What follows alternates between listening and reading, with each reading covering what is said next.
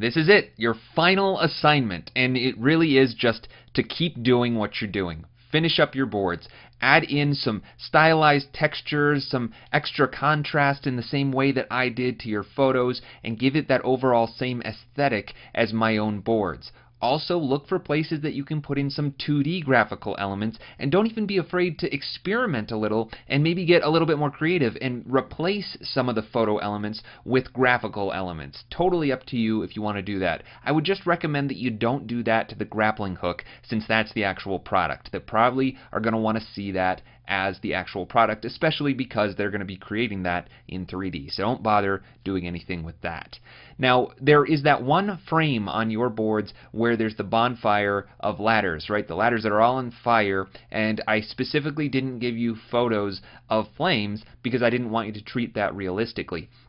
This is a place where you can take some creative freedom and experiment and play around with some 2D vector-looking flames, which flames are one of the hardest things to actually draw and make look accurate, especially in a vector style. So the easiest way to get around that is just don't try to do something that looks realistic. Do some research online and see how other people have handled 2D vector-looking flames and see if you get inspired through that search. Now, if you're really getting stuck and you just don't have the time or you don't feel up to that challenge, totally fine. I'm going to include an Illustrator file of some flames right here with your downloads in the exercise files in this lesson. So you can grab these, treat them however you want. I would highly recommend that you change the colors to match the brand so that it all feels very consistent with the rest of your boards. But you can repeat these elements, rearrange them, do whatever you want with them to work with those ladders being on fire.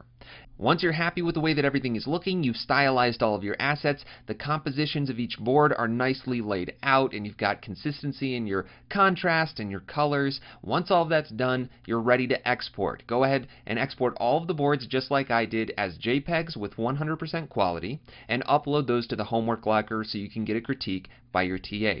Now, you do have some extra time on this assignment because it's the last assignment, so you can use the entire extended critique period to work on this assignment if you need that time. Or if you want to stay on track, just get this all done and wrapped up and uploaded to the homework locker by the end of the week so that you can then work on revisions from the feedback that you get from your TA. You can use that extended critique period however you'd like for any assignment throughout the entire course. But once you've finished this assignment, make sure that not only are you uploading those still images to the homework locker, but also including your updated source project files. And for this assignment, you might be including an Illustrator file as well. So if you have both the PSD and some Illustrator elements, zip them together in a compressed zip file and upload that as your project files. That's it for the final assignment. I can't wait to see what you make.